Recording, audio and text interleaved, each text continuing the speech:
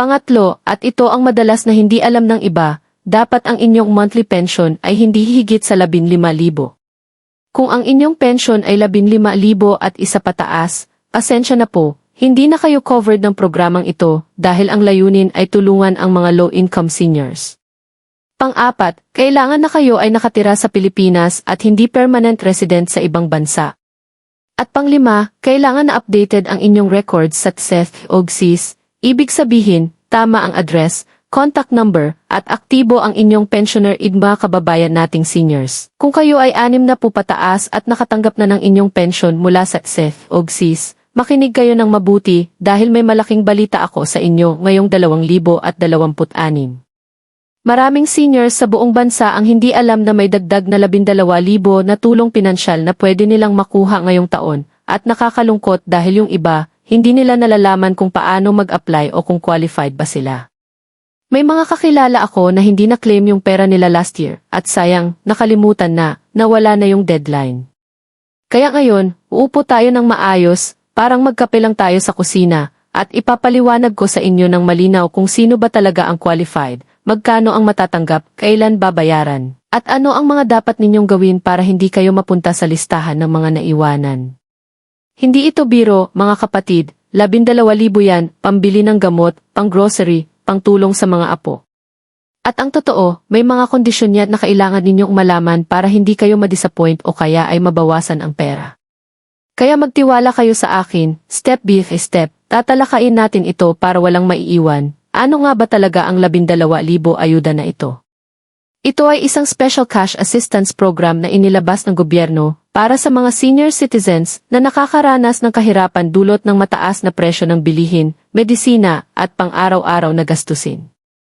Hindi ito automatic na dumarating sa lahat ng seniors, kaya importante na malaman ninyo kung kayo ba ay kasama sa listahan.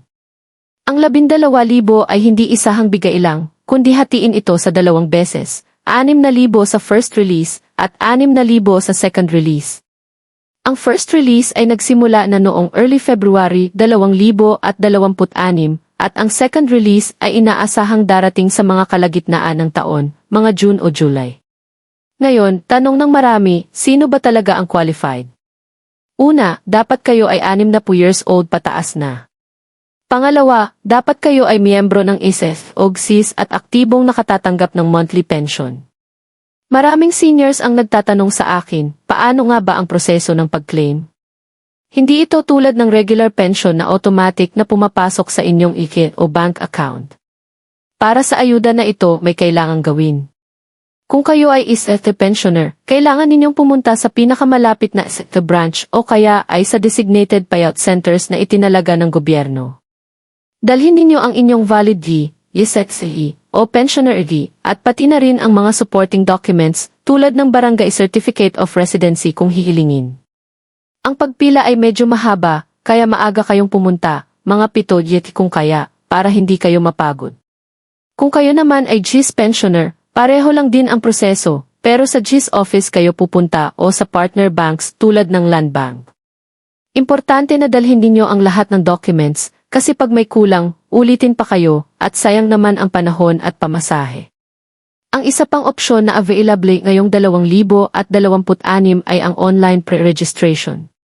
Kung may kamag-anak kayong marunong gumamit ng computer o cellphone, pwede nila kayong i-register online sa TSEF o GSIS portal para makuha nila ang inyong appointment date, at hindi na kayo magpila ng matagal. Ngayon, pag-usapan natin ang tungkol sa payout schedule at ano ang dapat ninyong asahan. Ang first tranche na 6,000 ay nagsimula ng ibibigay simula early February, at ang distribution ay gagawin ayon sa alphabetical order ng inyong apelyido. Halimbawa, kung ang inyong apelyido ay nagsisimula sa E hanggang A, maaaring kayo ay sa first batch, February 1 0 to 20. Kung A hanggang O, mga February 21 to March 5. Kung O hanggang A, mga March 6 to 15. Ito ay estimated schedule lang, kaya importante na kayo ay magbantay sa announcements ng TSEF o GSIS. Ang second tranche na 6,000 ay inaasahang ibibigay mga June o July 2026, pero pareho rin ang sistema, alphabetical order. Ang pinakamahalagang dapat ninyong tandaan ay ang deadline. Kung hindi ninyo na-claim ang 6,000 sa loob ng takdang panahon, halimbawa 30 days from release date, maaaring ma-forfeit ito o kaya ay lumipat na sa susunod na batch, pero mas mahirap na kunin.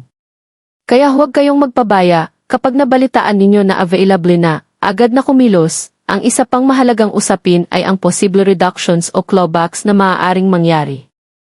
Ito ay nangyayari kung may iba pa kayong natanggap na government assistance sa nakaraang taon na hindi naman kayo qualified. Halimbawa, kung nakakuha kayo ng additional ayuda mula sa SETI o kaya ay mula sa local government unit ninyong bayan o lungsod, at nakita ng sistema na doble ang natanggap ninyo, maaaring bawasan ang 12,000 na ito. Kadalasan, ang bawas ay umaabot ng 1,000 to 3,000 depende sa dami ng natanggap ninyo. Kaya importante na honest kayo sa inyong application at sabihin ang totoo kung may iba pa kayong natanggap na tulong. Ang isa pang mahalagang tanong ay, taxable ba ito? Magandang balita, hindi po taxable ang 12,000 ayuda dahil ito ay classified as Social Amelioration Assistance. Hindi ito kasama sa inyong annual income tax return, kaya ligtas kayo dyan. Pero kung kayo ay may iba pang income tulad ng rental property o business, yun ang taxable, pero hindi ang ayuda na ito. May mga hidden benefits din na dapat ninyong malaman. Una, kung kayo ay may asawa na senior din at pareho kayong pensioners, 2 beses kayong makakakuha, ibig sabihin 24,000 combined para sa mag-asawa. Ito ay malaking tulong lalo na kung kayo ay may mga apo na pinapaaral o kaya ay may mga regular na maintenance medicine. Pangalawa, kung kayo ay VFU senior, may additional priority lane kayo sa payout centers, kaya hindi kayo masyadong mapapagod sa pagpila. Pangatlo, kung kayo ay bedridden o hindi na makakalabas ng bahay, pwede ninyong i-authorize ang anak o kamag-anak na kumuha ng pera sa inyo, basta may authorization letter na notarized at may valid di kayong dalawa. Ito ay malaking ginhawa lalo na sa mga seniors na mahina na ang katawan. Hayaan ninyong ibahagi ko ang ilang practical tips na natutunan ko mula sa mga kaibigan kong seniors na successful na nakaklaim. Una, kopyahin ninyo lahat ng documents bago kayo pumunta sa TET o GSIS. Dalhin ang original at kopya, kasi minsan hinihingi nila ang kopya para sa records. Pangalawa, magdala ng payong at tubig, kasi ang pagpila ay maaaring tumagal ng ilang oras. Pangatlo, kung kaya, magdala ng kasama, lalo na kung may health condition kayo, para may tutulong sa inyo. Pang-apat, mag-research kayo ng schedule ng payout center sa inyong lugar, kasi may mga centers na may designated days para sa mga seniors.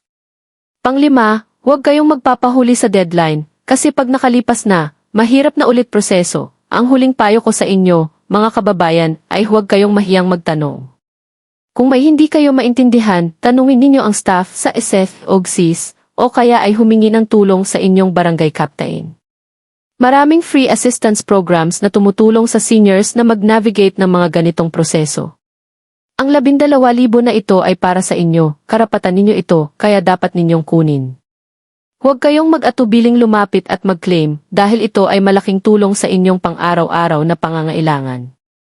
Isa pa, mag-ipon kayo ng mga resibo at proof of receipt dahil ito ay makakatulong sa inyo kung may problema sa hinaharap. At sa lahat ng ito, tandaan, kayo ay may halaga, kayo ay importante, at ang ayuda na ito ay pagkilala sa inyong mga taon ng serbisyo at kontribusyon sa bayan. Kaya mga lolo at lola, mga tito at tita, kumilos na, mag-ready ng documents, at samantalahin ang pagkakataong ito. Maraming salamat sa pakikinig, at sana ay nakatulong ako sa inyo ngayong araw na ito. Ingat kayo palagi.